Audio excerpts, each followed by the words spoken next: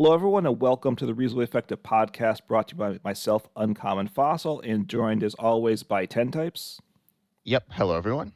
And today we're doing a top 10 list. I've also kind of put mine in tiers. I don't know if you've done that or not. We'll find out as we discuss things. But top 10 cards in standard format right now with Black Bolt and White Flare, right? Did I get those set names right, by the way? Yes, we are. However, it's not the top 10 cards. It's the top 10 Pokemon specifically. Oh, yes. Um, and because if it was the top 10 cards, most of them, if not all of them, would be like trainers. And the list is, I don't know if boring is the right word, but obviously there's a lot more Pokemon. I think it's a Yeah. bit of a more interesting discussion here. When people think of the good cards in the game as well, I think they often think of Pokemon. And then if you have a list of all trainers, it's kind of weird. Yeah, I mean, honestly, like if you did a top 10 list, like every list would have near the top like boss and research, right? And that's just Um, I don't know. Yeah, I'd say I don't know. It's above research definitely at the moment. But anyways, that's not what we're talking about here no, today. no, it's Pokemon. So, and yeah, and we didn't really discuss the criteria for this. So I guess we'll kind of consider criteria as we're going talking about the cards, right? Yeah. There's definitely obviously with trainers they're all support. But then with Pokemon, there's some support Pokemon and some attacking Pokemon. I have both on my list. I imagine you do as well. Yeah. But yeah, I've not looked at yours yet, so I'm gonna go pull that up and you can take a look at mine as well. Yep, I will do that. Oh, whoa, you got scores on yours. So, okay. Yeah. Oh, you okay? I see what you did. So we didn't look at them. We sent them to each other in Discord, spoilered, and yours had a bunch of like blank space on the side or like black space.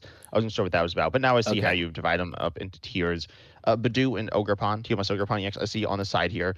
And they are So those are not in tiers, right? my honorable mentions. They're not in the top 10. So, Okay. which I didn't put them in tiers. I don't know.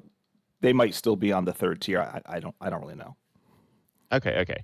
And then mine here, I have 10, and I have numbers. So I think I told you about this. But I've been like ranking Pokemon, a lot of the Pokemon and cards in the game, on a scale, inspired somewhat by I've been watching a YouTube series, and it's like a thing in general. I don't play Madden, but their Madden has ratings, and then there's like at a 99. So I've been rating cards at a 99. I have 10 tiers. I'll read you the tiers quickly before we start, so that you can get annoyed about that. And Okay. then it also kind of explains how exactly my thoughts are on these.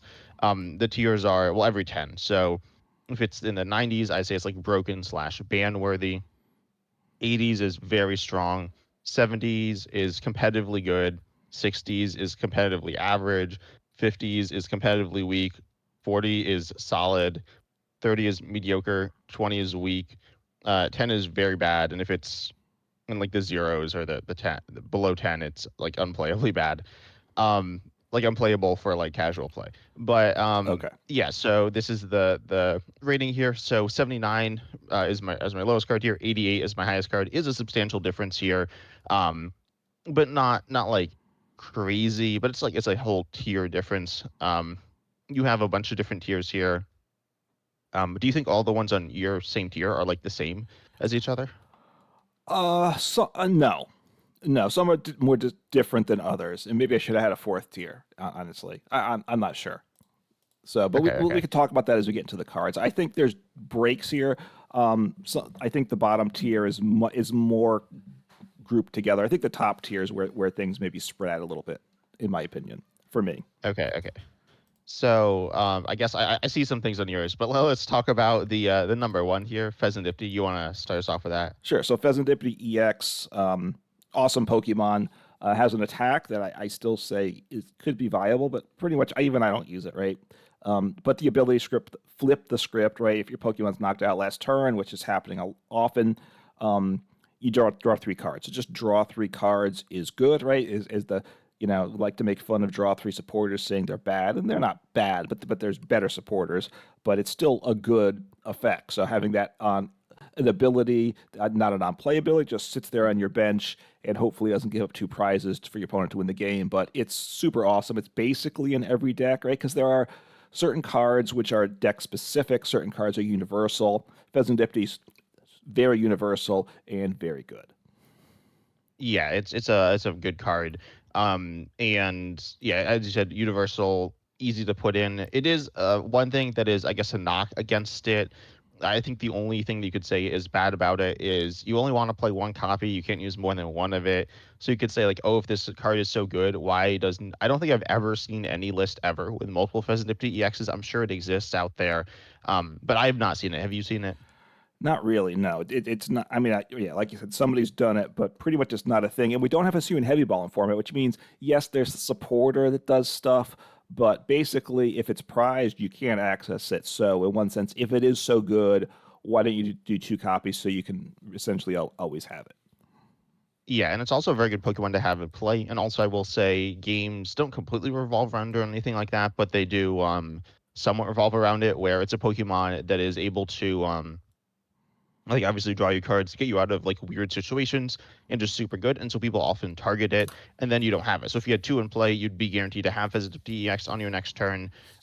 Which again, like people aren't doing. Not that I think it should be a two of index either. And I mean, as you haven't done it, but it is very good. And it's like it's HP solid. Its retreat cost is like solid, or solid to good for what it is. Yeah. So I'd say it like checks all the boxes they were looking for in a card. Obviously, it's not as we'll talk about with some of these different cards here, it's not the most impactful card in any deck it's in either. Um, though I say it is pretty impactful in every deck it's in still. It's versatile and strong. Yeah, I mean, it's less impactful in that it doesn't help you set up, right? Your opponent has to take a prize, so and you have to be usually have to be somewhat set up before they take the prize. So the fact that if you're both kind of dead drawing, pheasant dipping in play doesn't help you. The one retreat cost is super good.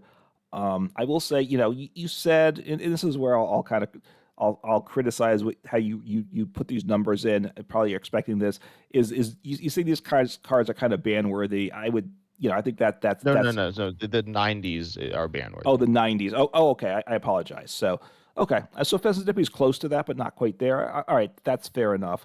I mean, Pheasant Dippy, I wouldn't mind though if the HP was nerfed was nerfed a little bit. Honestly, making the card a little bit more of a liability in play. Right, bring it to like say 180 or something. I wouldn't mind that. Just makes it a little squishier and more dangerous to play, which wouldn't be a bad thing.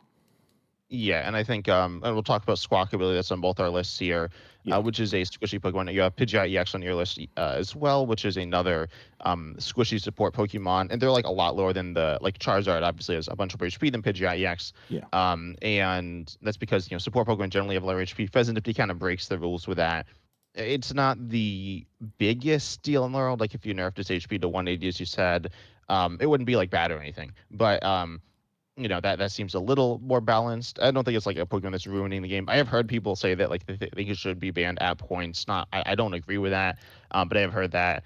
And then I think we move on to the. Oh, also, I said that it's not the main Pokemon in the deck. You said that it's like not the main Dronjin, which is generally true, but also it's like not the main attacker. And like within a deck, the main attacker is like pretty much always the most important Pokemon, right? Well, okay, we're gonna talk about Gardevoir in a second, which is the most important Pokemon for Gardevoir, which is a box deck. But either it's the like I don't know, it's often the main attacker or the Pokemon that there's a main Pokemon in a deck usually. Right, kind of built around. I mean, there's right. Well, other things which could be kind of like Gardevoir, which not what the deck's built around, but box style decks. Um, I had something to say and I forgot what it was, so I'm not going to worry about that at the moment. So, yeah. So go on to so Gardevoir. We both have that as number two, which is obviously just a deck specific card, right? It is Gardevoir, right? I don't think Gardevoir is in any deck that isn't called a Gardevoir deck. Energy it's got an insane ability. Honestly, a a better ability than Pheasantipity, really, but less universal, because it Yeah. just unlimited energy acceleration is what it has in essence. Obviously, you're putting damage counters, and you have to get the energy to the discard pile, so you're balancing those things. But obviously, the attackers in the deck are taking advantage of the damage counters, right? Because of it. Which we talked about before. It's interesting how now the Pokemon like the damage counters. The early days with Gardevoir, you had attackers that wanted the energies but didn't like the damage counters. So it's an interesting swing. Now you have these low HP Pokemon that want damage counters. So just an awesome ability. Makes for good decks. I was playing against a Gardevoir deck today, and I think they won the game by attacking with Gardevoir. So you can attack with Gardevoir as well. It is a high, it's low HP for a stage 2 EX, but it's still, a lot higher HP than any card in a Gardevoir deck. Yeah, yeah. Except for the new, well, it is. Except now in the future, or in Japan, there is the new Mega Gardevoir EX with even more HP, which is just kind of interesting. Yeah. Yeah, you want the damage counters on you, which is interesting. But then we're going to talk about Monkey Dory a little bit later on, and you kind of want to like heal it off. Well, you don't want to heal it off, but you do heal it off. So Yeah. there's interesting dynamics there. And the acceleration allows you to have more versatility by like retreating easier. You generally aren't playing. How many switches are you playing in Gardevoir? I think you're playing like, Yeah, not I don't much. know. You're playing some with like Turbo Scenario. So that's not like just a switch. It's not like the item switch, but you generally I'm pretty sure are playing how many copies? I don't know. It's played some. Oh, maybe it's not played that much in standard right now, but it is played some. But it's like a healing card there, more so. And then also you have something like, I don't know. I mean, generally you have like a box style deck, so you do have other important pieces to the deck, like something like Screamtail, Lewis, Clefairy, EX, or other important cards there. But Gardevoir still is the backbone of that deck, and it's just like absurd energy acceleration. I will say, as you said, like you're focusing on the damage, and I don't know. I mean, the card is very good. I don't know exactly where I'm going to this, but it has a lot of like power behind it. I don't know if it's maximizing its power. I think in previous formats, like when it first came out, I think it was the decks around it might have been a little stronger, but Yeah. now Gardevoir isn't like, again, you're just getting damage counters on your Pokemon, but you're not taking advantage of the unlimited energy acceleration essentially. Um, not entirely, but it's still very very impressive. Yeah, I mean, God of War list, I think they have shrunk the amount of energies they're playing in the decks now. I'm pretty certain. Be interesting to see with the Mega Gardevoir how that works. Right, the Gardevoir, it was really good. Dip some, it's gotten really strong again. Just because the box style decks makes it really good. And yeah, like Gardevoir is a box style deck. Obviously, you're not usually attacking with it. Miraidon EX in a sense is kind of what is a box style deck too, which you usually don't like to attack Miraidon EX. And we have the say Armarouge decks, which you don't want to attack with Armarouge, right? But again, box style decks are built around a Pokemon they're named after, but not the attacker. I think is the normal way those decks work. Yeah, I guess. There's also stuff like I'd say, well, there's Terror Box, but it's like Yeah, the main Pokemon in Terror Box is kind of like knocked out in my opinion. So it's usually like a support Pokemon there. right. As you said, Miraidon, Armarouge, Gardevoir EX. But then yeah, you have the like with Terror Box, the attackers are Terras, and like the main one could be like the Water or Grippon or something. Right. And But and anyways, yeah. and I was thinking like Arceus V Star was a box style deck potentially, and that you did attack with Arceus, so that kind of there's always something that goes against the rule too. Yeah, though that was a support Pokemon still. But Yeah. yeah, then so I don't think these are too controversial. I think Gardevoir, I mean, it is good. I don't know. I have it like at this 87 ranking, which is two above the next two I have here. I don't know. I think I'm trying to think because I have been working through this for a little while and have not solidified my ratings or anything. I feel like it could be even a little lower because I don't feel like it's well, you have it in the top tier here. So, Yeah. like, I guess we'll move on to your third one here, Drake. So how would you say Well, these three compare to each other in the tier below? in Drake and you have Dragapult as three. Okay, I think we need to combine them, right? Uh-huh. You don't agree? I Well, mean, I all kind right, of agree, yeah, but because uh, see, because Dragapult's not as good without Drake either, right? I agree. No, I agree. I agree. So Drake is essential to the Dragapult, which is probably, and I could have put Dragapult or I could have put a split card, but I didn't want to do a split card, so I decided to make it a little more interesting. But the reason I went with Drake instead of Dragapult is I don't think Dragapult works without Drake because it's a good engine. And the other thing is there are decks, including some top decks lists I've seen that are using Dracloak for an engine, not in Dragapult decks. So Dracloak's more universal than Dragapult. So that's why I chose Dracloak rather than Dragapult. It didn't make sense to put them both in, even though you almost could put them both here separately too, make an argument for that as well. Yeah, I don't know. I mean, I feel like you're putting Dracoloak and not Dragapult because it's like interesting. Yeah, so obviously Dracoloak good draw. Dragapult like really strong as an attacker, 200 Yes. active for two, and then 60 to the bench and we like. Um, which is very good. Drakeloak is like an okay draw engine. It's not bad letting you draw one of the top two cards of your deck. You can use multiple Drakeloak, so it's a decent draw engine. Definitely there. I don't have any single prize draw engines. I have like some Fezidipta EX and I also have Squawkabilly EX here.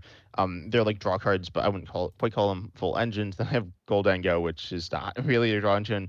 Um, Right. so I just don't think they're quite strong enough in the current game. To make it here compared to some of the very strong and honestly very independent attackers.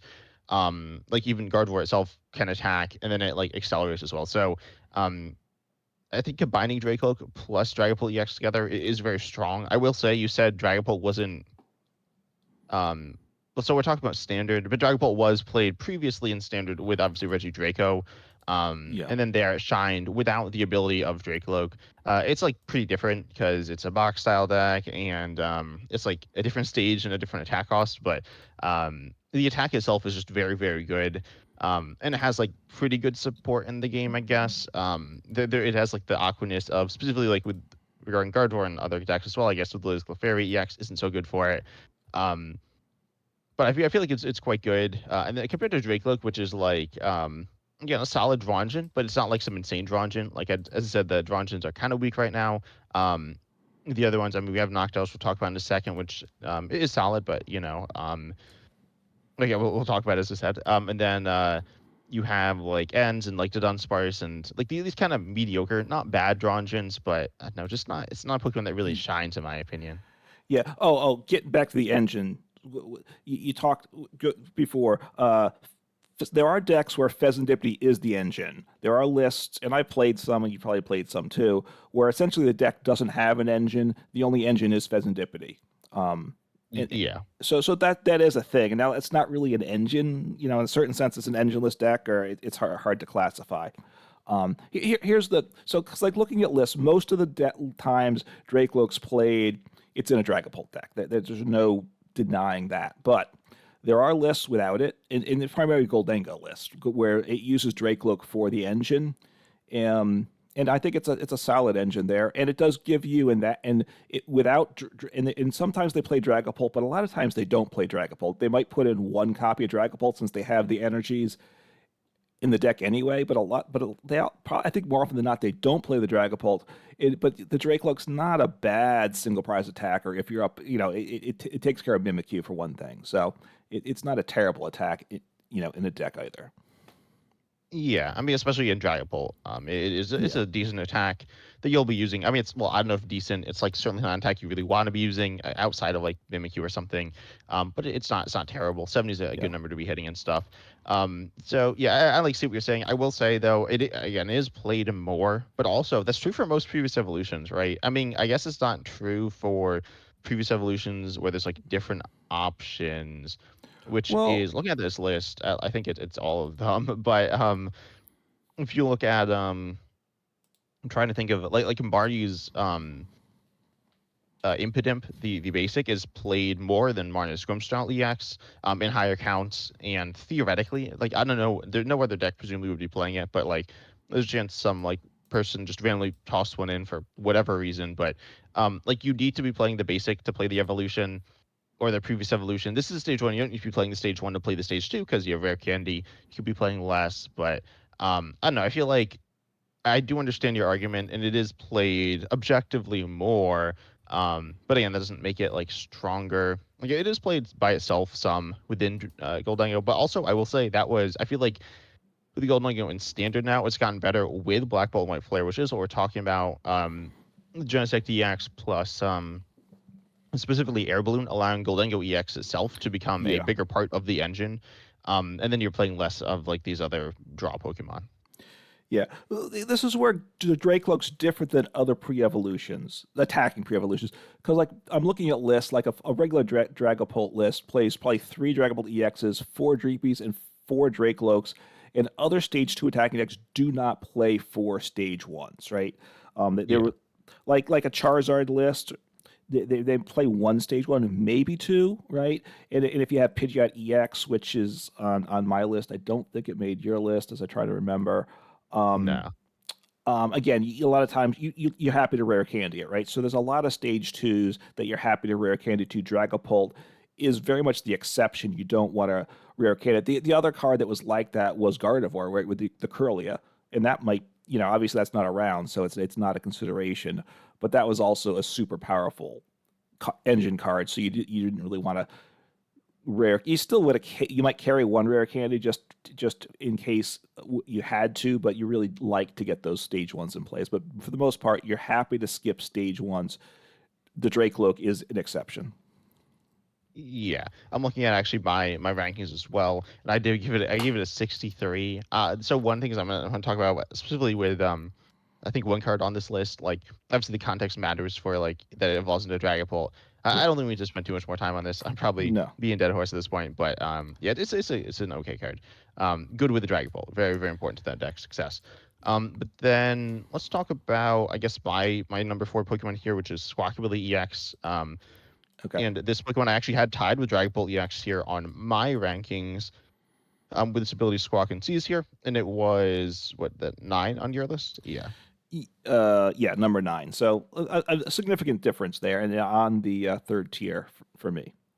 Yeah. And so it's a card that has an attack that's like kind of okay, I guess. But obviously it's here for its ability, Squawk and Seize, which says once during your first turn, you can discard your hand to draw 6 cards. You can't use more than one of this ability during your turn, so you can use it once.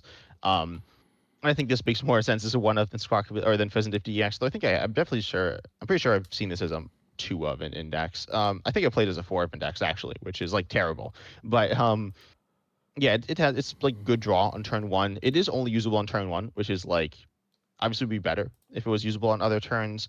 Um, but there are some other cards on these lists that are mostly usable during one turn, and the first turn of the game is the most important.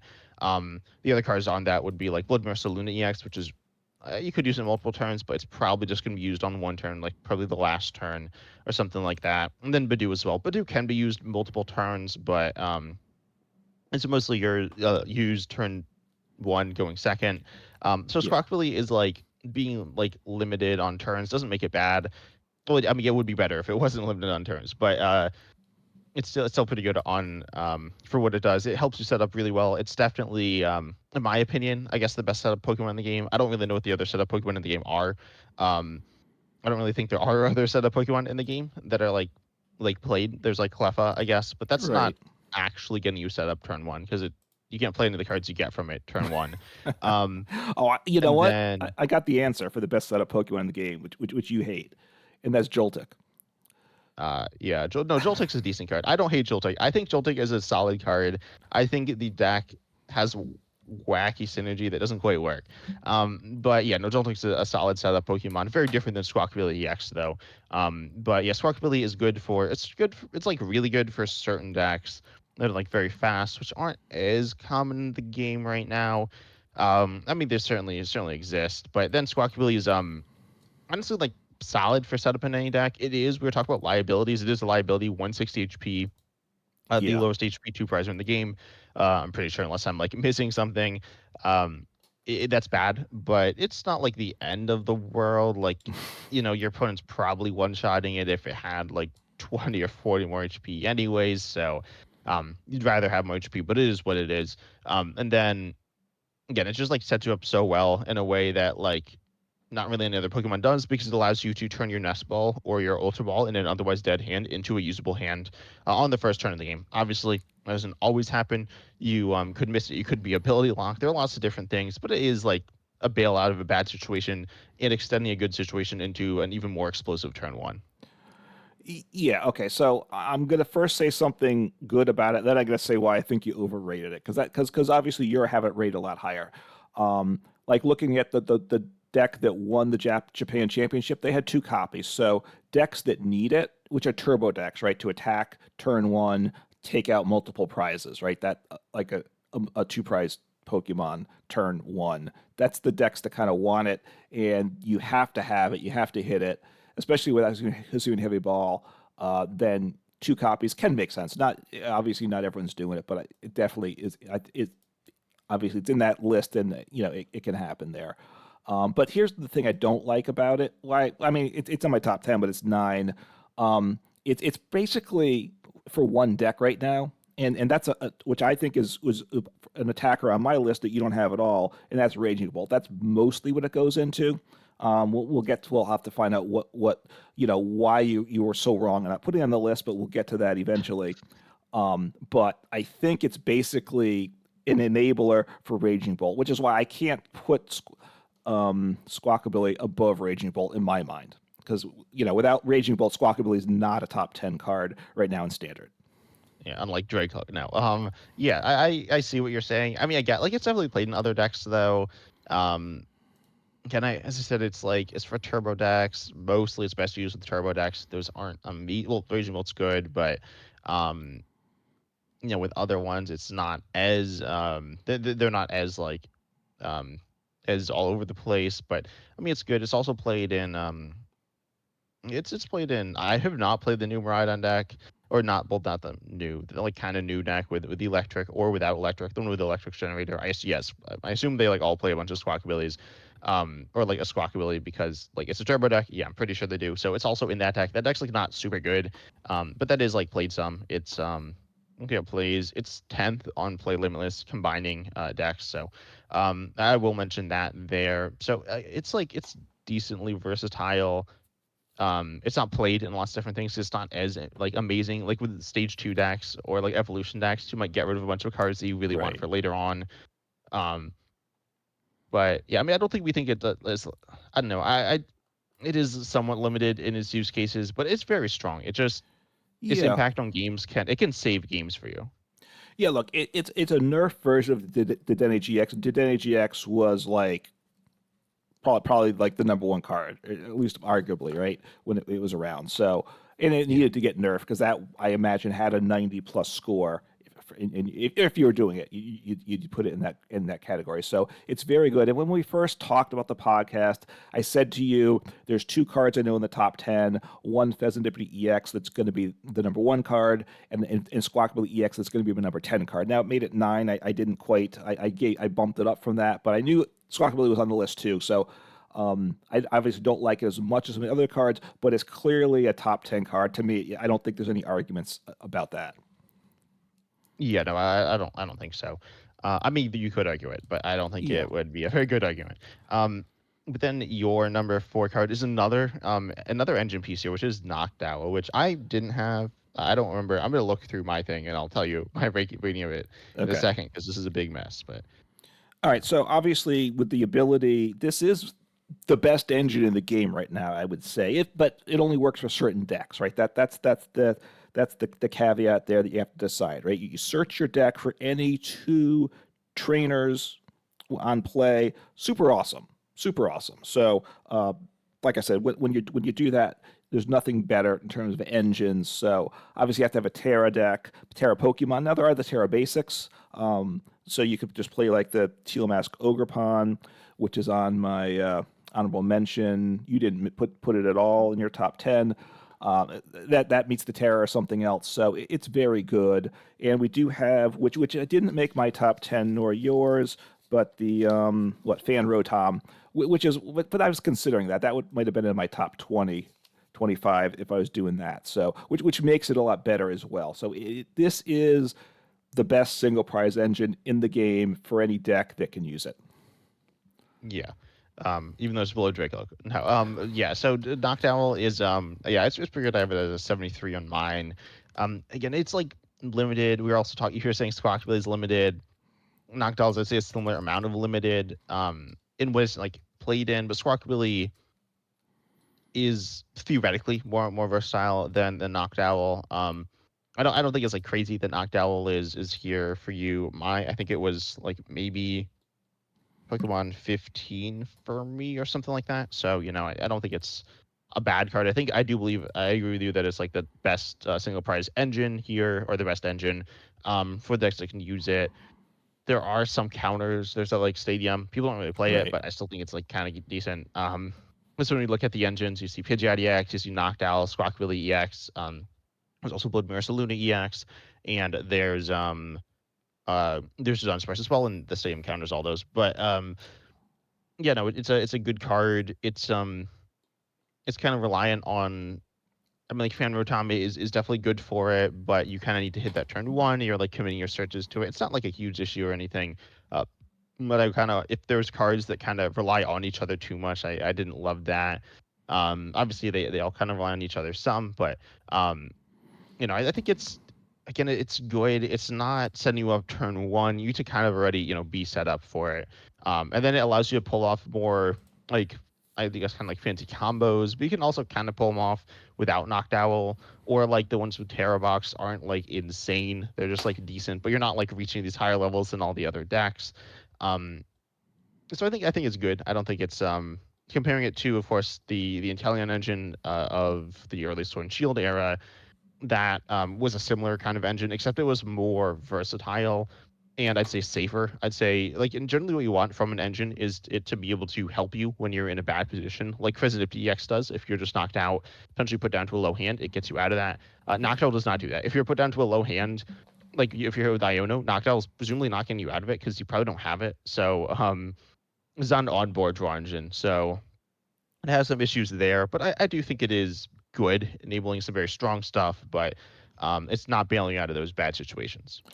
That's true. You have to be set up, right? You're kind of setting up your previous turn to take advantage of it, and then, in a sense, pushing you over the top, right? So that's a fair argument against it. The other argument against it, which I'm arguing with myself here, but it is another card that's in Raging Bolt for the most part. Looking at the plays for, well, looking at the Squawkabilly plays, it was played, I'd say, 75 to 80% in Raging Bolt decks. Knocked Owl is like 90%, maybe higher than that in Raging Bolt decks. So a few other decks use it, but basically Raging Bolt Ogerpon has been using it, right? So and it uses it well, but you can argue against it. I just maybe I'm overvaluing it, but like I said, it is when with the right deck, it's the best engine in the game, right? So obviously Yeah. Drake Loke, that's the engine that kind of gets you out of a jam when you need it, though. Yeah, and same thing with the Enzork EX as well, which I think is like good. I don't think it's great. Actually, no, I have that tied with Knocked Owl. That is an attacker as well. Um, and it's decent. I'm not sure. I've played it some. It's like it's cool. It's not insane. But anyways, you've been talking a lot about Raging Bolt though, so you have it here. I don't. I will say it was pretty close for me. It was like a few spots away. I think it would have been my number 12 card here. But I don't know. I just well, I don't think I'm gonna say I definitely don't think it's better than Goldango. So we'll talk about that in a second. But Raging Bolt here is your 5 card. Yeah, look, I like Goldengo more than Ranger Bolt, so my personal bias is towards Goldengo. But look, it's the poster for big basic attacking decks right now, right? It's 240 HP, so that's a nice HP for a basic Pokemon. It doesn't have weakness unless someone's playing, you know what I mean, that EX that The Clefairy, yeah. Clefairy, and then you have to be playing a psychic deck, so which Gardevoir obviously sees play, but not a lot of other things there. And then it's 70 damage per energy you discard. It scales really well. So and I think once the megas come out, Raging Bolt will continue to do well. Maybe it'll even move up because it will hit the mega numbers easier than most decks out there. So it's big basic turbo deck. It's an appealing type of deck, that type of thing, and it just does it really well, right? It's you just want to go and just start smacking away. You don't want to take. I'm not, I haven't played it a bit. Probably the argument is, do you want to go first or second? Because it kind of wants to go second in attack, but you also need to take two. You want to take two prizes every turn. So maybe, that was always the debate. Do I hang off a turn so that I can get sort of guarantee myself two prizes, which makes things better. But look, it's big basic turbo. They're popular, they're good, and this is the deck for that right now. I guess. I mean, it is the deck for it, but it's like definitely the deck for it. I don't think there's really other. I mean, I guess there's like Joltic Fox, but my thoughts on that. Um, and You got it's Maridon like very box, different. right? You have Maridon Box as well, but you didn't talk about Maridon Box when you're talking about Squawkabilly. Um, so like I don't know. I feel like Raging Bull. Yes, it is like the best big basic deck. It's a little different as well. I feel like big basic decks usually when you talk about them, you talk about them like they're hitting like mediocre damage, and this is not. I mean, it's Right. taking one shot. It's one of the two one shot. Well, no, the Gardevoir one shots. Yeah, but Raging Bolt one shots, Goldengo one shots. But Guard War doesn't always like one. Guard War is like kind of a weird deck in general, but Raging Bolt like is doing one shots. It's like I'd say vulnerable to disruption with like if you're relying on knockdown, especially as I was saying, like that's vulnerable to Yeah. disruption. You need a combo, and comparing it to Goldengo here, Goldengo has draw within itself, which is really nice. Also, you can I don't know. I was to say you can do like less damage. You can like not take one shots, and that can be okay. That's like not great. It's kind of bad for both of them, honestly. But yeah, I mean, I think it's a decent card. I think it's a good card. It can lead to like really powerful turn one knockouts, but also again, the turn one you're probably not taking two prizes, so you know, necessarily setting yourself up in the perfect position. It's not like bad, but it's not necessarily always like amazing. So you know, I think Raging Bolt is decent. Um, I don't know. I don't think it's like I want to talk about. I don't know if you have more to say about Raging Bolt, but if you can't tell, I Well, want to talk about Golden Go. yeah. I mean, here's what I'll say. It relies on a lot of pieces that are all really good, which is your argument against, right? Raging Bolt is a very good deck. I would stand by that. It's a top deck, but Yeah, it wants a Noctowl, very good card. It's not in your top 10, but you'd say it's a very good card. It relies on yeah. I squawkability, don't know if like I'd say Raging Bolt's moving away from Noctowl some. maybe. I'm still playing it some. It wants Squawkability EX, very good card, and it probably wants Teal Mask Ogre very good card, right? So Reachability's good, but it's using a lot of good pieces. But of course, other attacking decks can't use such a variety of good cards, which is part of Raging Bolt's strength. Yeah, yeah, it's a good card. But Goldengo, in my Yeah, opinion, is just a lot better. Which is honestly, again, Raging Bolt was pretty close to making the list for me. But Goldengo is a card that also takes one shots. I'd say it takes some. I'd say it's a little easier, but it is an evolution here. So I'd say that's like kind of neutral. But then it has coin bonus, which coin bonus is okay. But well, sorry, it was okay, but now it's really good. Golden Egg, in my opinion, is I think definitely I think it's the best deck in the game, because you have the Genesect DX to search for Pokemon. Oh, I yeah, also did ask my community, what like cards were like in the top 10. A few people, or I think one person said Genesect DX, which is a good card. I don't think it's top 10 because it's like somewhat niche and certainly not the most important card in Goldengo. But you know, it's a very strong card still. For Goldengos, well, it's strong. It turns your Nest Balls into like Ultra Balls kind of, so that's very good. And it gets your Goldengo set up even easier than it was before, which was like moderately easy, not the end of the world, but not like getting them up for essentially free. But Goldengo EX, then you can draw two cards with one in the active, and you can use Air Balloon to get multiple in the active to be drawing more cards throughout the course of the game as well. And out of those like situations where opponent hits you with Iona or something like that, or you like really need something to win the game, you could draw extra cards through Goldengo. So I think it's just like it does some of the similar stuff Raging Bolt does, except it does it with a draw engine on top of it. Goldengo is it's just kind of like the full package here. Obviously again relies somewhat on the support around it. It doesn't like entirely rely on the support around it, but with the support around it, it becomes within itself even better. yeah. Look, it's got the engine, and in one sense, it's kind of. I think it's fair to kind of compare it to Raging Bolt. They're two the attackers that scale really well for big damage, right? And they're based around energies. They function slightly differently. Goldengo's got the engine built into it. Of course, it's an evolution, so that's kind of what Goldengo as a basic would be too good. So, and actually, I think the new Genesect EX is better than you're saying. I didn't put it on my list. When I put together like my initial list of like 30, 40 considerations, Genesect was definitely on that list.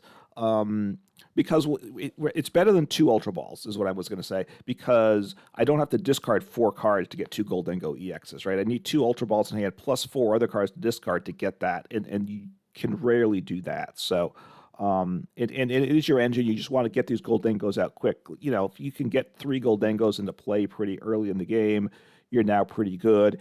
Now, the disruption factor, yes, you're still drawing if you get Iona to a small hand, but the problem is late game, because it's the factor is 50, you need a lot of the right set of pieces in your hand to pull off the big knockout late game, and that's kind of the tricky part with the deck. I like Goldengo, but you need to get the right energy recovery cards in order to make it happen. And if you're gonna get, getting that together late game is a little tricky. That's to me the weak spot to Goldengo is that can you get the big attack late game, right? Because early game you have the A spec to get all those energies in hand, which right, the one that you get energy of every type. That's awesome for the deck. Late game you're using the superior Superior energy. Yeah. energy retrieval. So you need a couple of the one or two of those too often, right? If you need to get to the plus 300 damage, and so you need to get the right pieces late game. That's the weak part of the deck, I think, but it's still very good. Yeah, I'd agree with that. I do think it is also kind of true for Legion Bolt. You need Size Vitality, presumably, like every turn, Yeah, um, which is also a supporter. So you can't use a support to find it. And then you also need other stuff. You need yeah, energies to get on your like TMS Ogre Pod and EXs. So um, another one on your Raging Bolt. So you need some other pieces as well. I'd say it's like a similar difficulty there. I right, think like the reason you could argue Goldango is the main reason you could argue Goldango is worse than Rageable is there's an evolution. But I mean, yeah, they're both good cards here. yeah. Um, then I have my number 6 card here though, which is Badu, which is in your honorable mentions. Is it honorable mention 1 or honorable mention 2? They're not ranked. They're just both honorable Okay. mentions. So Okay, so Badu is a good card. Obviously, it has the attack here, Itchy Pollen, which item locks your opponent for free. It also does 10. It does free retreat, which is good, but it has 30 HP. Badu's been talked about a lot. It's good. It's like very good against Rare Candy. It's like really good against like Charizard EX. Like slowing that one down, that deck down. There's a lot of counterplay to it. You could argue. I'd say that the fact that there is a lot of counterplay to, or that people are playing a lot of counters. I don't know if counters is the right term, but like things that can be used to adapt to Badu, like Brock Scouting or something like that. These like supporters that to fill the role that items would traditionally fill are actually cards that are like showing the strength of Badu, but they like in the game they show like you can get around it. Um, but yeah, Badu's good. It's a card that is never like the main focus of a deck, and it's something that mostly like it slows the game down. Well, it like just slows the game down. Um, Generally it like helps you, but like attack with it over and over again doesn't give you that much value. Generally, I wouldn't say like you want to kind of get ahead of your opponent in the setup phase. Um, and then be able to like continue from there. But Badu's just like helping you again on one turn, and it's meaningful, but it isn't always meaningful. Again, sometimes your opponent just has those supporters to get what they need, and then you've done a turn attacking and done essentially nothing. Just kind of like done 10 damage, slow them down like a little, but like they could get out of it. So it's I don't know if risky is the right term. I mean, you might just end up doing like turn going second. What exactly are you going to be doing? That'd be better than that. Something like Joltik or TM Evolution is quite good, but I do think that Badu is a strong card. Just like because I'm the one here defending it, I'm not like the biggest Badu fan. Um, but it's a card that is also very versatile, which is good. So it can be tossed in as a one up in like any deck, and it's not really. I mean, it's like very low HP. It's gonna get knocked out, but um, it has free retreat, so it's not gonna get stuck, and it's only on one prizer, so it's not like a huge liability. I guess I don't know. You could say it's a pretty big liability with its HP, but it's a Pokemon that is, I say, like a Pokemon that can be tossed into anything. It is tossed into a lot of different things, and it's really annoying to have to deal with. I'd say it's more annoying than it is good, but it is still very good. yeah, it's annoying. With Dragapult and other spread things like Marty's Grimmsnarl EX, right, that 30 HP liability is a problem. Now, against something like Marnie's Grimmsnarl, Shaman protects it, which was close. That was close to my top 10. I'll just throw that Pokemon out there, but didn't make the list.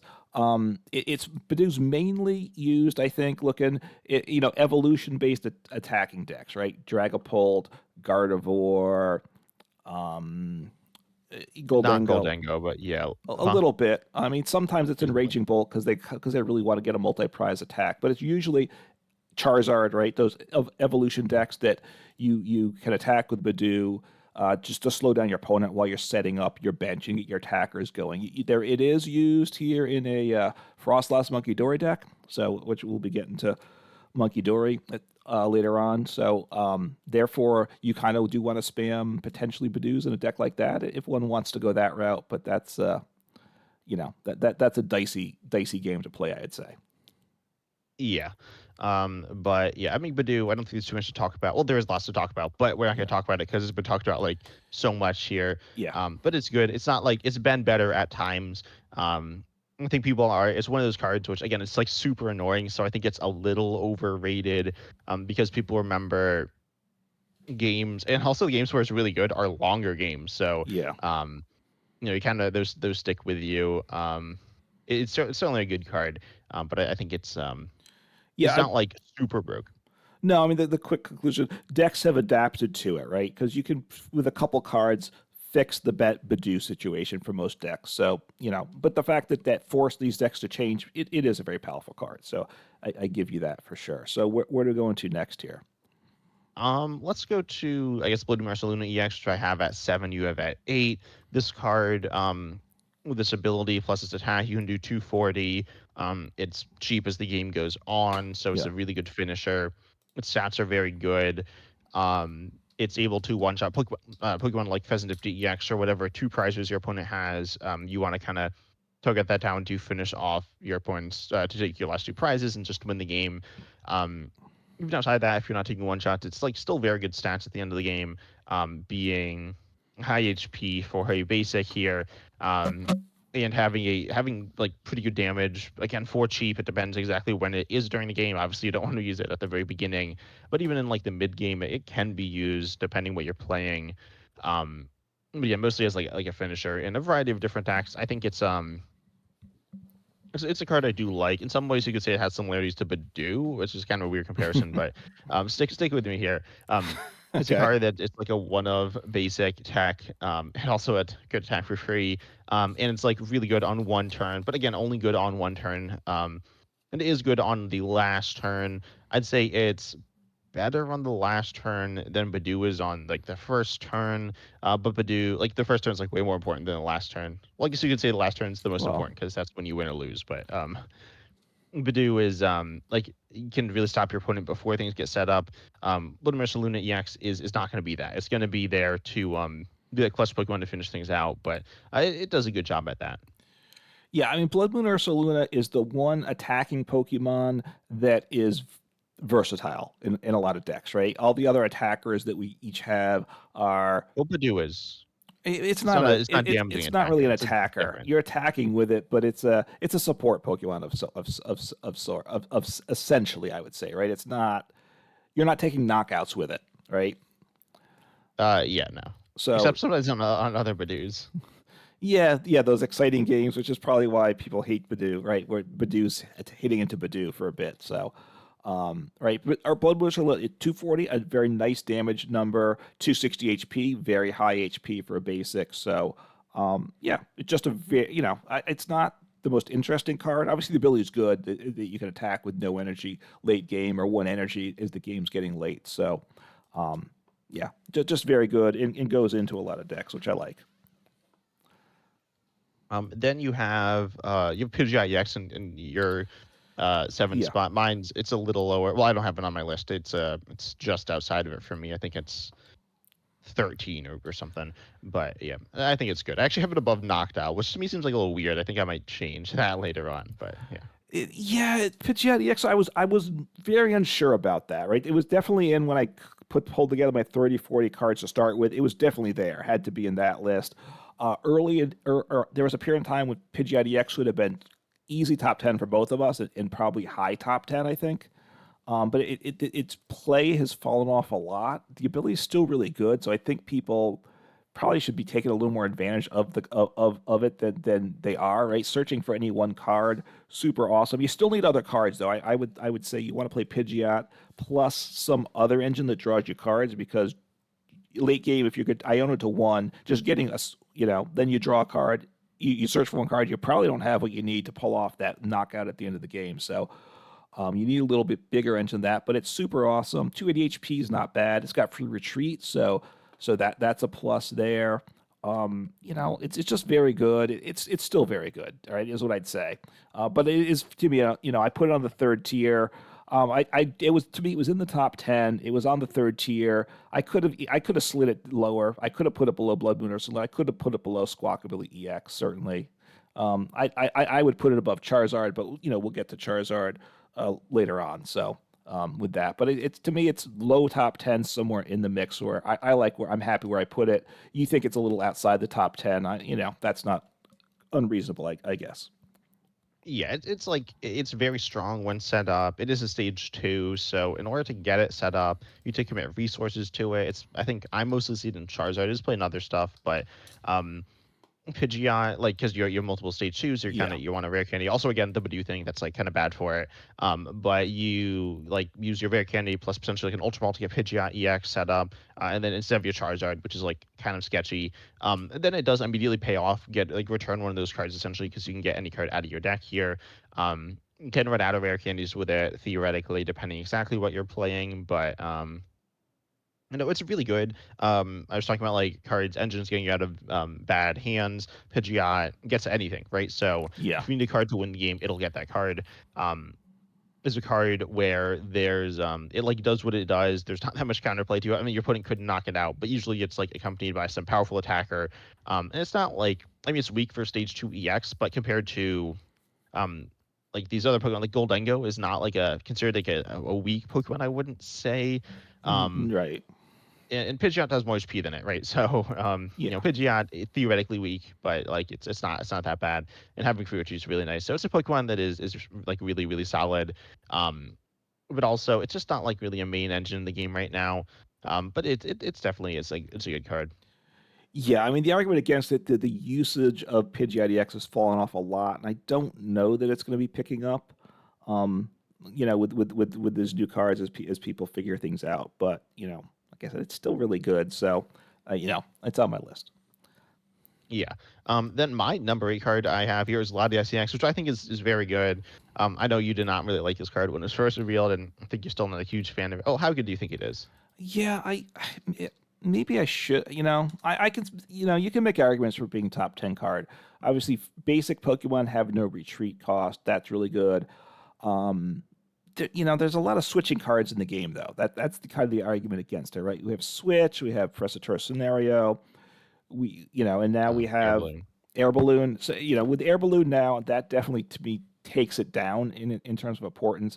You want it with basic decks, right? And I'll say it once again. You want it in like a deck like Raging Bolt, right? That's really what wants it because these evolution based decks, they're not going to probably get enough value out of it. So it is kind of a big base, an attacking basic deck that wants it. I would think so. Yeah, well, I will say, like I've seen in Dragon Ball some. Well, I've seen it in Dragon Ball List. I don't think I've played against it. Like I'd seen it play down in Dragon Ball really, but a Dragon Ball or really any evolution deck, usually it only has like one evolution, which is the main attacker, except for like Gardevoir, but Gardevoir is different. Yeah, Um, but if you have like Dragon Ball EX or Charizard EX, you probably want that in the active, right? So then if you can just use a lot of SDX to get your other stuff out. That being said, like how many other Pokemon are you looking to retreat? And as you said, like the value isn't necessarily there, but um, it's not really a liability. It's like kind of sort of a liability, but it's not like that bad. And we're talking about Pheasantipity, so it's kind of the same. Um, then you also have I don't know, it like gets your Fezdippy out, you can get different things out, can conserve energy, can be really important at certain points in the game, and is easier to search out than those other switch options as well. So I think it works. It's a very good card. As you said, like basics aren't. I think I was saying this that basics aren't like the best attacking Pokemon, and there aren't like that many all basic decks in the game that are like super good. But um, I think it's like pretty versatile. I don't think it's like insane. But I definitely do think it is top 10 here. yeah. I mean, I think I put it a little outside the top 10, but what it is, it's a support Pokemon. Obvious, it's a support for only certain types of decks, though. The other support Pokemon we have are Pheasantipity and Squawkabilly, and their support for any deck, right? It's kind of in some ways like Noctowl, right? Support, but for certain types of decks, right? So that's where I knock it down a little bit. But of course, I did put Noctowl on my list. So, um, how much do you like the deck? Part of it's like the personal opinion of how much do you like the type of deck that likes to run Latias EX, right? And I Yeah. and I find those decks a little less appealing than you do probably, and therefore I downplay Latias a little bit because of that, which isn't necessarily fair. Yeah. I get what you're saying. I feel like that's actually I feel like you do like the decks that play Latias That's more than me, true. though. You like basic decks. But anyways, Yeah. Latias is good. The next card we have here, I think if we done, we've hit all of them except for Charizard. We'll skip Monkey Dory. I imagine I'm gonna get comments on this video because that are like, why is Monkey Dory so low? Um, and if someone like comments that and then like doesn't like watch it and like doesn't care, that I'm gonna be annoyed. But anyways, yeah, Monkey Dory is good. Like comments that people were like said that it was like crazy that it wasn't in the top 10 cards. I did a top 10 cards where they were pretty much all trainers. I think at Fezidifty and a bunch of trainers. And people were like, why isn't Monkey Dory on this list? Monkey Dory is the best card. Monkey Dory is not the best card. But anyways, we'll talk about that in a second. Um, I can rant. We can rant about Monkey Dory, but Charizard. Let's talk about that first. That's Okay. both of our number 10 cards here. Charizard DX, Infernal Rain powers itself up, as well as other stuff here. Like whatever, no, I'm just thinking of the ones Like your here, but like Dragapult? you have some Pokemon. Yeah. Well, I was thinking like as something to retreat out, like some Okay. other like basic. But yeah, like you can power up Dragapult to attack with, or something else like that. But mostly I think it's used for itself. That's why I like it. It's able to do big damage at the end of the game, decent damage at the middle game. I think to me, it's definitely a better Pokemon than Mars Grimmsnarl EX. Mars Grimmsnarl EX is honestly, I think in terms of like decks, they're similar. But Charizard EX can do more damage. So I say they're very similar. Charizard EX does like less damage early on, but like it does the same active damage. It doesn't have the snipe damage, but then it's doing like huge damage at the end of the game. Um, yeah, and so that's really nice. It's like very just like self-sufficient. You don't need other stuff around it. And yeah, I mean, it's just very strong, good HP, good damage. It just like checks all the boxes of a good Pokemon to have in play. But it was like kind of annoying for it. I'm not gonna deny that. And its weakness is being targeted because you have Marnie's Grimmsnarl EX, Charizard EX, and also I do stand by that Cynthia's Garchomp EX, a decent deck. I didn't actually rate the Cynthia's cards at the moment. I didn't rate all the cards that are like decent but not top 10. Um, but yeah, those two decks all weak to grass, so that's like Charizard kind of caught in that like mix. And we're gonna, I guess, talk a little bit. I don't know if we'll talk about Ogre Pond, but that's a Pokemon that's like floating around that not amazing for Charizard, but I mean you trade evenly anyways, presumably. So, um, not the end of the world there. Right. I mean, the one that I think Charizard doesn't like to see is one that probably is somewhere in the 15 to 20 range for me, and that's the Iron Leaves, right? Because that's if you have a deck Oh. that can attack with that, that's really good to just wipe out Charizards. Um, Yeah, I guess. Yeah, well, right. It one shots it. Um, it does. It does. I don't think it's. I definitely don't think it's 15 to 20. I don't think I ranked it, but maybe not. I mean it's decent. I mean, especially played in Joltik Box, right? Or is it played Yeah, in Raging Bull? I forget. I've put in some other things too. Here's the problem with Charizard. First, Charizard's a great Pokemon. Like if it was in a vacuum, Charizard would be probably higher up than it is because I think Yeah. the HP, the way the damage scales, the energy acceleration, the energy three energies accelerated is still too much. I mean, honestly, that should be nerfed. They never. I think it's just crazy. But it is what it is. The problem with the Charizard is it's not really played as its own deck anymore. It is now a Dragapult support Pokemon these days, right? Um, let's say Look, with Black Bolt Flare, I think I've noticed it being played more as its own deck. Like looking at Play Limitless here, um, Charizard Pidgeot's the ninth most played deck in the game. okay, And then Charizard Duskthorn's the 16th most played deck in the game. There was, the sets like quite new or sets. What's the plural of sets? I don't know. Um, but anyways, yeah. So both sets, they're new, and so there's not as much data, but like Charge is being yeah. played a bunch. Combining it, it's the sixth most played deck in the game, which is quite good. So it's played on its own some, and I think we all think it's decent on its own, good on its own. Yeah, and we both think it's good. We both put it at 10, so clearly so top 10, but lower top 10. It was higher in the past. That's the one Yeah, point I would say. And I think we would agree, and probably the listeners will as well. It was better. It's not quite as good as it was, but it's still very good. yeah, I'd say like Dragon Pulse certainly regarded as arguably the top deck for quite a while now. Over like the past, I don't know, it was a year. I don't know if that's the right time frame, but since for a while, Dragon Pulse has been like a true top deck. Before that, Charizard was in that position as a true top deck there. Yeah. But yeah, Charizard very good. Then let's talk about Monkey Dory. So I want to hear your thoughts on Monkey Dory. I ranted about it a little bit, but not really today. Um, You didn't So really break it down yet, but so Monkey Dory, actually the attack's really annoying, right? it is You're annoying. people don't you know if you can attack with it because you get confused, and I don't play Monkey Dory a lot, but when I play against it, it's the when I attack is when it usually gives more grief because look, it's good. You have to be able to attach a darkness energy to it, which for a lot of which is why we've talked about it offline and maybe in the podcast too. Like, why would you play it in Goldengo? Because you have to usually you're attaching to Goldengo on your turn. Yes, you could Yeah. play Crispin, but you don't really want to in Goldengo. Um, the other thing is, so first you have to have an extra energy attachment, which I think there's one deck that does make sense for it. I'll get to that in a second. The other thing is you have to have damage counters on your Pokemon, on your opponent, on your Pokemon, and depending on your deck, think games don't stream that way, right? So if you're have a nice deck and you're just smacking through your opponents, unless you're playing Frostlass, you don't always have damaged Pokemon. And if you put Frostlass with Monkey Dory, it's a thing, but that's a lot of resources. So that's a very different deck. So a lot of times you can't attach the energy, or you don't have a Pokemon that's been damaged by your opponent. And obviously your opponent knows you have Monkey Dory, so they're kind of playing around it. And that's the difficulty with Monkey Dory, I'd say. Yeah, force your opponent to play around it is always going to be like a value to a card, but it's not like obviously it would be better if they couldn't play around it at all. But then yeah, Monkey Dory, I will say you talked about it. You mentioned Frostlass, so it's good with Frostlass and Mario Scrimshaw EX. There, it's not Yeah, like the main Pokemon in the deck, but it is still very meaningful and very impactful.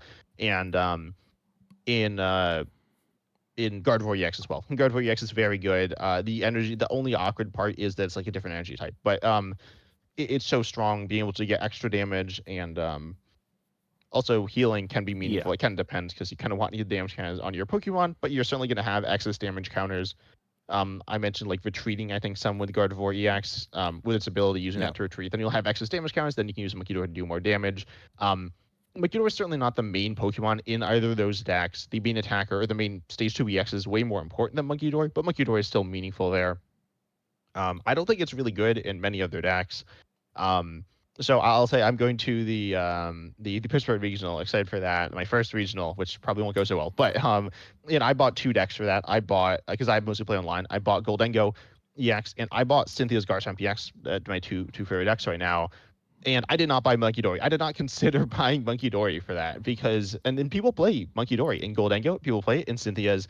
It's like not good in either of those decks. Okay, I will say so. Uncommon Fossil, you play Goldengo, right? And you like yeah, Raging Bolt. yeah. And those are, huh? Yeah, I loved Goldengo, and I enjoy Raging Bolt, and I do not play. I played a lot of Goldengo. I played Monkey Dory a little bit because people were doing it, basically I was almost never getting value out of the Monkey Dory. We were Hmm. just one shotting each other throughout the game. I didn't have any energy attachments per turn usually, and with like the gimme ghouls and stuff, that's what's going on your bench, not Monkey Dories as well. And I often sometimes play a Yeah. single prize engine as well. So Yeah, so Monkey Dory, I was, but with Goldengo and Raging Bolt, those are decks that are one-shotting decks.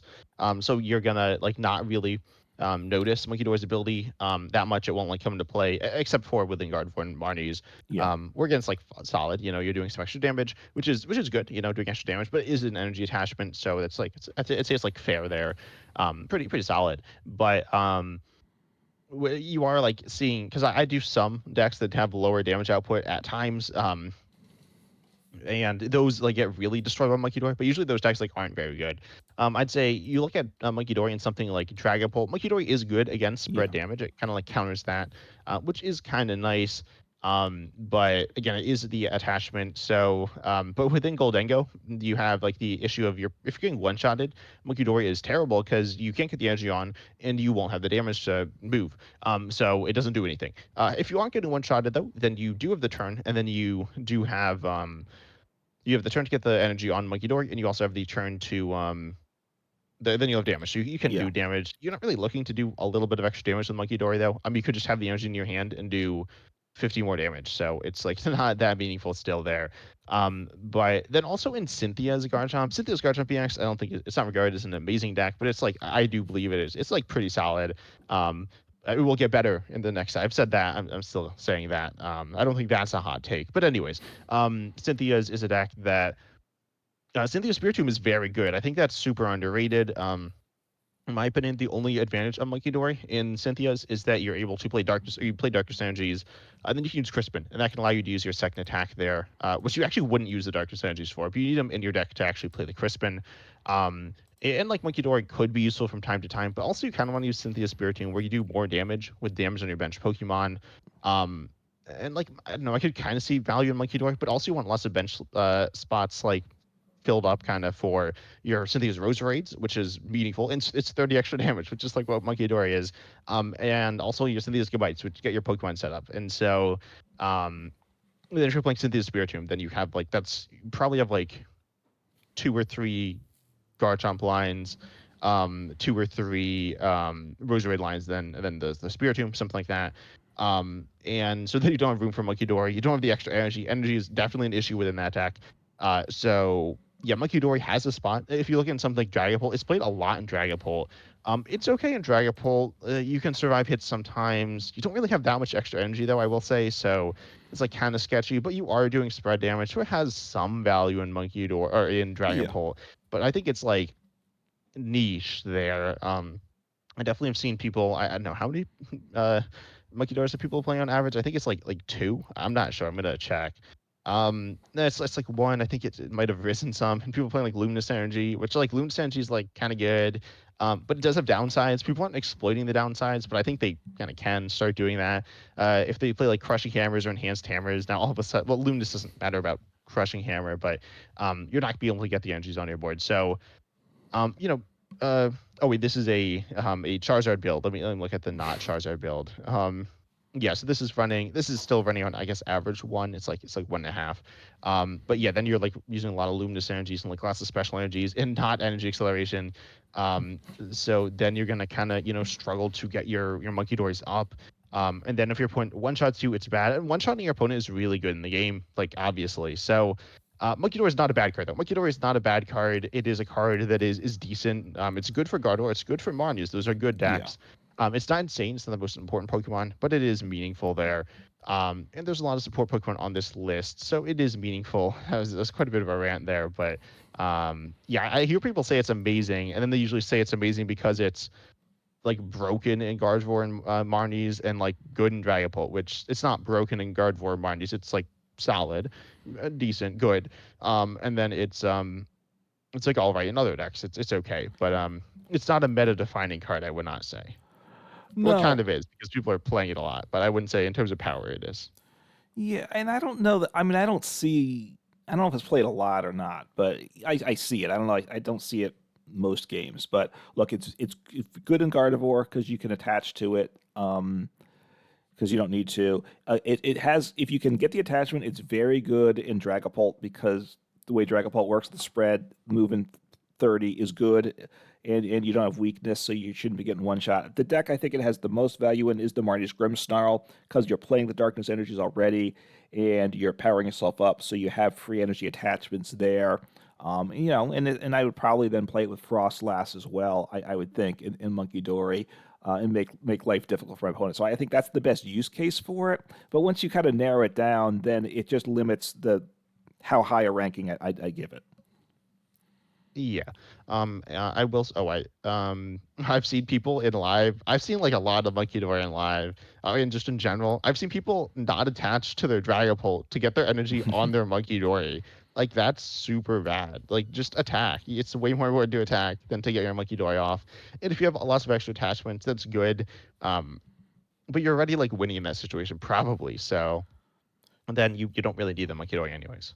Yeah, or you're not gonna, or you miss your attack with your Dragapult, and that's a bigger problem. So yeah, so let me just hit a couple Pokemon here because I know we're going long here. So I had honorable mention the TMS Ogerpon. It's a very good engine. It's kind of a half engine because you're drawing one card, right? It gets energies in play, so that's why a deck like Yeah. Raging Bolt that wants the energies, it has a lot of value.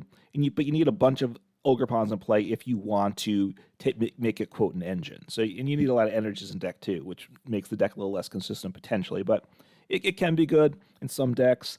The other, I had four quick cards. We mentioned most of these. So Genesect EX, very good. These are kind of my next four for me outside of this. Shaman, which I've mentioned in passing, right, for bench protection because there's a lot of evolution based decks, so protecting the Yeah. pre-evolutions important there. Marnie's Grimmsnarl, I think, is good.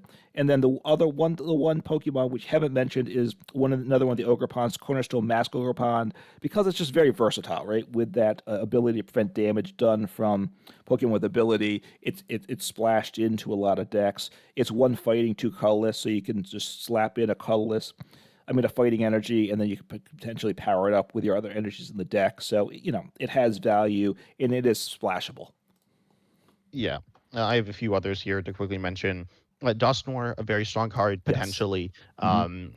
But like it requires setup. But it's a good card. It was my 11 card here. Yep. I have UEX as well, which is versatile. It's not the level of these other Pokemon here, but it is versatile and pretty solid.